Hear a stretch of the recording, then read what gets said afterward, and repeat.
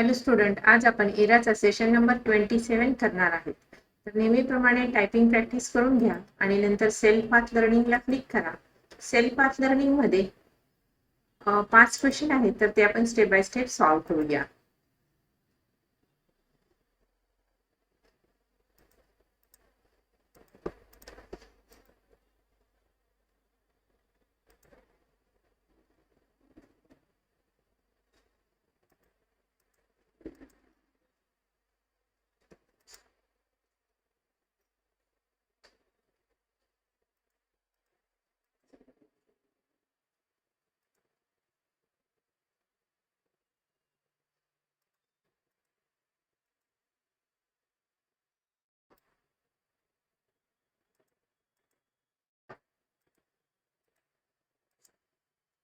अशा प्रकारे आपलं सेल्फ पाथ लर्निंग कंप्लीट झालेलं आहे.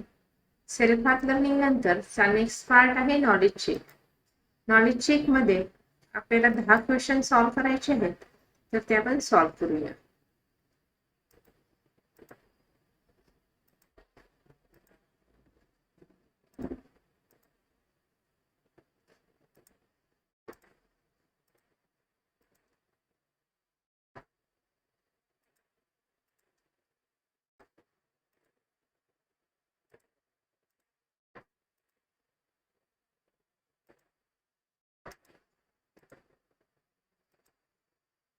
अशा प्रकारे आपले नॉलेज चेक सेशन कंप्लीट झालेलं आहे.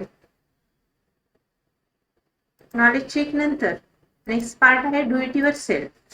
तर यामध्ये बघा 10 क्वेश्चन आहेत, तर ते आपण स्टेप बाय स्टेप सॉल्व्ह करूया. In the displayed worksheet go to sheet 4 and count total employee lives.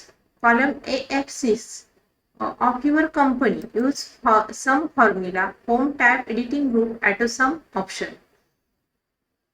तर सम करायची आहे आणि AF मध्ये, तर इथे या ठिकाणी AF मध्ये टोटल यूज आपल्याला काउंट करायची आहे. तर इथे क्लिक करायचे. होम टॅब आहे, त्यामध्ये ऑटो सम आणि इथे सम वरती क्लिक करा. साइडला क्लिक करून सबमिट करा. नेक्स्ट क्वेश्चन आहे in the displayed worksheet count total cost of sale. Total cost of sale काढायची आहे इन द सेल D13 मध्ये आपल्याला टोटल कॉस्ट ऑफ सेल काढायची आहे. तर या ठिकाणी मी D13 ला क्लिक केलेले आहे आणि त्यासाठी आपल्याला sum formula, home tab, editing group आणि ऑटो सम. तर हा आपला होम टॅब आहे, एडिटिंग ग्रुप, ऑटो सम, त्याच्यामध्ये सम ला क्लिक करा आणि यांची रेंज द्यायची आहे कॉस्ट ऑफ सेल. एंटर करा आणि नंतर सबमिट करा. नेक्स्ट क्वेश्चन आहे in the given worksheet select cell A9 cell select करायची and apply thick outside border. आणि त्यासाठी थिक आउटसाइड बॉर्डर अप्लाय करायची आहे. A9 या सेलला क्लिक केले आणि या ठिकाणी होम टॅब मध्ये बॉर्डर्स आणि थिक आउटसाइड बॉर्डर यावरती क्लिक केले. Deselect, submit. नेक्स्ट क्वेश्चन आहे in the given worksheet select text main market Delhi. Main market Delhi हे टेक्स्ट सिलेक्ट करायचे अँड मेक इट बोल्ड आणि त्याला बोल्ड करायचे आहे. या ठिकाणी बघा हे स्टोअर मेन मार्केट दिल्ली, इथे डबल क्लिक करायचे म्हणजे आपला इथे कर्सर येतो. हे मेन मार्केट दिल्ली हे टेक्स्ट सिलेक्ट केले आणि बोल्ड, सबमिट. यानंतरचा नेक्स्ट क्वेश्चन आहे in the given worksheet select cell C3 ही सेल सिलेक्ट करायची, make it right align.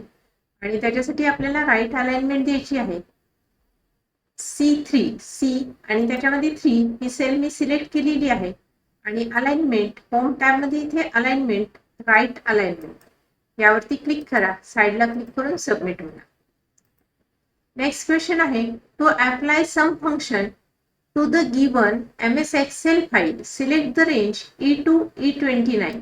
E2 पासून E29 पर्यंत सिलेक्ट करायचे. Then go to the formulas. Select the range E2 पासून E29 पर्यंत सिलेक्ट केले. 29 E2 पासून E29. Then go to the formulas. या ठिकाणी फॉर्म्युला मध्ये जायचे फॉर्म्युलामध्ये ॲटो सम आणि त्यामध्ये समला क्लिक करा. Deselect submit. To use average function from the autosum feature. Average काढायचा आहे. Autosum feature in the given MS Excel file. Select the range F2 to F29. या ठिकाणी F2 आहे, F29 इथपर्यंत सिलेक्ट करायचे. फॉर्म्युलाज मध्ये ॲटोसम आणि यामध्ये ॲव्हरेजला क्लिक करायचे. साइडला क्लिक करून submit. Next. To combine text from multiple cells in Excel. Select cell D5. D5 ही सेल सिलेक्ट करायची आहे. नेव्हिगेट द फॉर्म्युलाज आणि इथे D5 ला क्लिक केले. नंतर फॉर्म्युलामध्ये जायचे.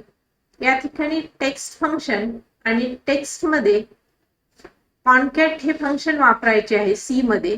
याला क्लिक केले. In the text one box, text one box याच्यामध्ये क्लिक करायचे.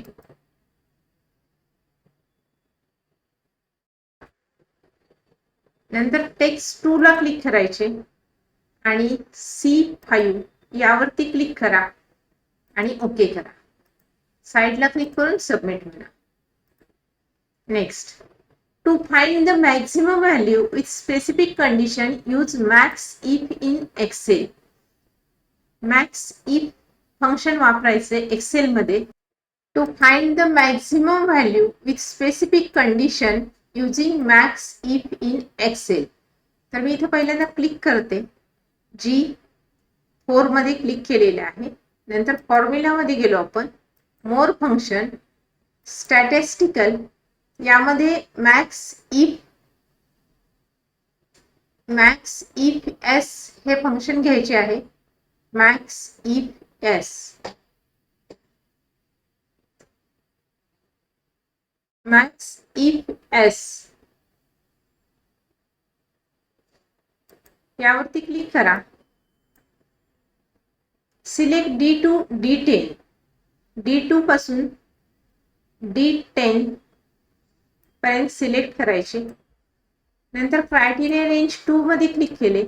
C2 पासून C10 पर्यंत सिलेक्ट केले आणि या ठिकाणी मँगो असे टाइप करायचे आणि okay.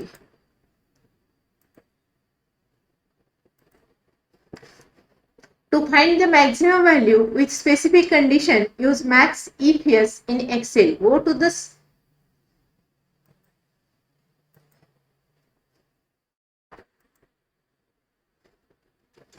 To find the minimum value based on specific condition in Excel, click on G9. G9 मध्ये क्लिक करायचे. Go to the formula tab. प्रथमतः आपण G9 मध्ये क्लिक करायचे. Go to the formula tab. Formula टॅबला click करा. नंतर मोर function, आता जसं मॅक्स इफ केलं तसंच मिनिमम करायचे. मोर फंक्शन मध्ये स्टॅटिस्टिकल आणि याच्यामध्ये मीन इफ एस यावरती क्लिक करायचे. मीन इफ एस. मिनिमम रेंज या ठिकाणी D2 पासून D10 ही रेंज द्यायची. क्रायटेरिया रेंज C2 पासून C10 पर्यंत दिली आणि या ठिकाणी बनाना असे टाइप करायचे.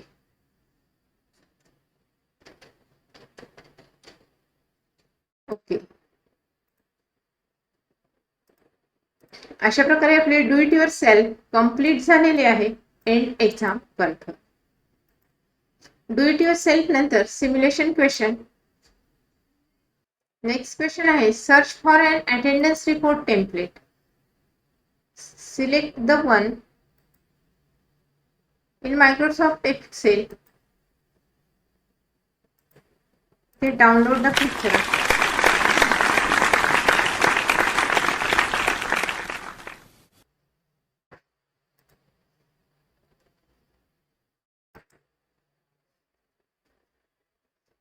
The rows and columns in Excel sheets select can be added or deleted as per your requirement. So delete the selected rows in the given sheet. तर select ज्या रो आहेत त्या डिलीट करायच्या. तर इथं delete and delete sheet rose.